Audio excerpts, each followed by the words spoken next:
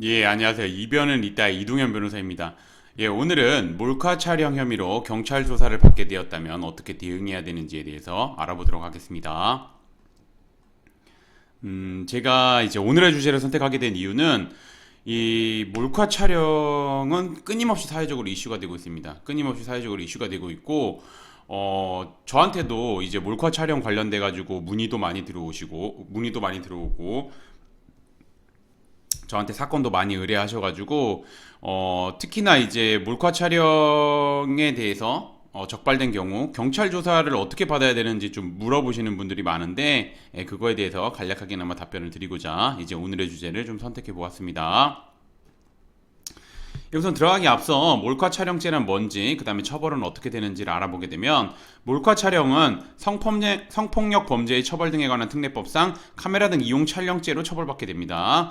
예, 그래서 보시면 성폭력 범죄의 처벌 등에 관한 특례법은 카메라나 그 밖의 이와 유사한 기능을 갖춘 기계 장치를 이용하여 성적 욕망, 수치심 또는 수치심을 유발할 수 있는 사람의 신체를 촬영 대상자의 의사에 반하여 촬영한 경우 7년 이하의 징역 또는 5천만 원 이하의 벌금에 처하도록 규정하고 있기 때문입니다. 그래서 이제 보시면 요게 카메라 등 이용 촬영죄의 정의고, 요거의 처벌은 7년 이하의 징역 또는 5천만 원 이하의 벌금에 처하도록 규정하고 있습니다. 굉장히 엄중하게 규정되어 있다는 거 좀 잘 아셨으면 좋겠습니다.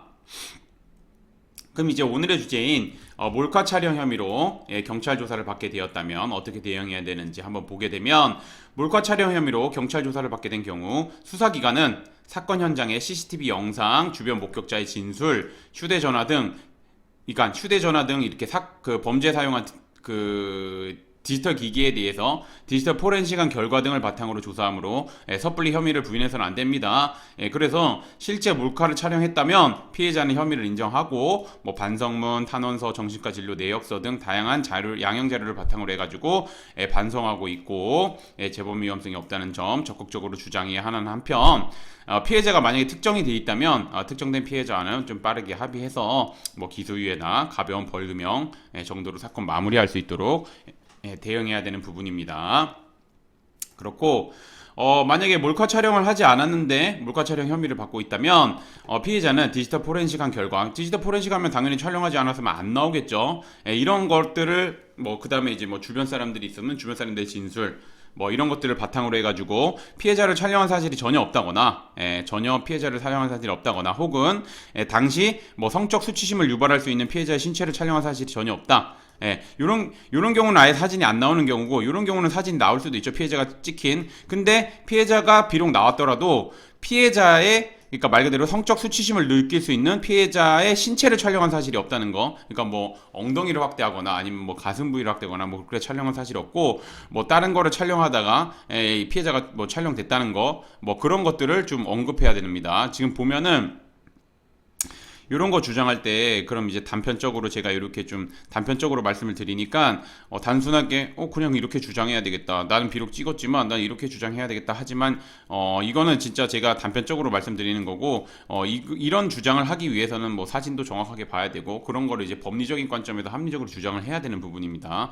이게 뭐 그냥 무작정 주장할 수 있는 부분은 아닙니다. 그래서 그렇게 알고 있으시면 되고, 그래서 보시면 뭐 제가 진행한 사건 중에서 카메라 등 이용 촬영, 증거가 불충분하여 혐의 없다. 요거 같은 경우는 이제 디지털 포렌식 결과 안 나왔던 부분이고, 요 사건 같은 경우는 혐의 없음, 불송치 혐의 없음 나왔는데, 요 사건 같은 경우는 이제 그 말 그대로 뭐 풍경을 찍었는데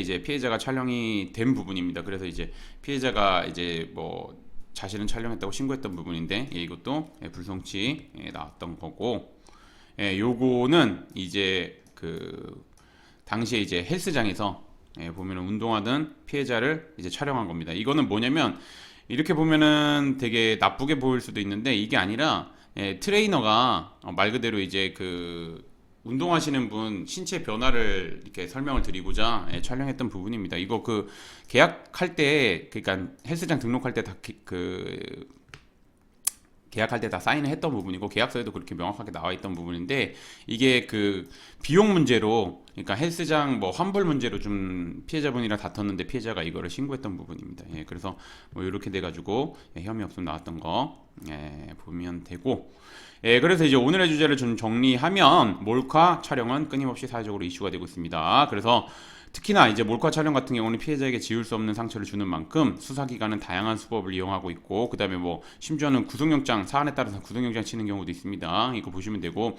법원 같은 경우는 혐의가 인정되면 매우 엄중하게 처벌 내리고 있습니다. 그래서 혐의를 인정하거나 혐의를 부인하는 경우 모두 법률적인 관점에서 합리적으로 주장을 해야 됩니다. 특히나 오해를 하시는 게 많은데 당연히 다투는 거에 대해서는 법리적으로 합리적으로 주장을 해야 되니까 이제 변호사의 도움을 받는 경우가 있는데 그냥 이제 혐의 인정하는데 뭐 변호사 도움 받을 필요 있나? 뭐 가서 그냥 혐의 인정하면 되지 이렇게 생각하시지만 이거 결과가 좀 확연하게 달라집니다. 결과가 확연하게 달라지는 만큼 변호사님 도움 특히나 이제 성범죄 같은 경우는 요즘 성범죄나 제가 누누이 말씀드리면 성범죄나 마약범죄 같은 경우는 변호사님 도움 받으셔야 됩니다. 아무리 자기가 생각했을 때 아무리 경미한 사안이라도 하더라도 자칫 잘못하면 정말 뭐 구속될 수도 있고 엄중한 실형이 나올 수도 있기 때문에 변호사님 도움 꼭 받으셔서 대응하는 게 좋고 제가 누누이 말씀드리지만 변호사님을 만약에 요 성범죄 관련해 가지고는 특히나 성범죄 관련해 가지고는 이제 변호사님을 선임하려고 하면 이제 뭐 성범죄 관련해 가지고 사건을 많이 다뤄본 변호사님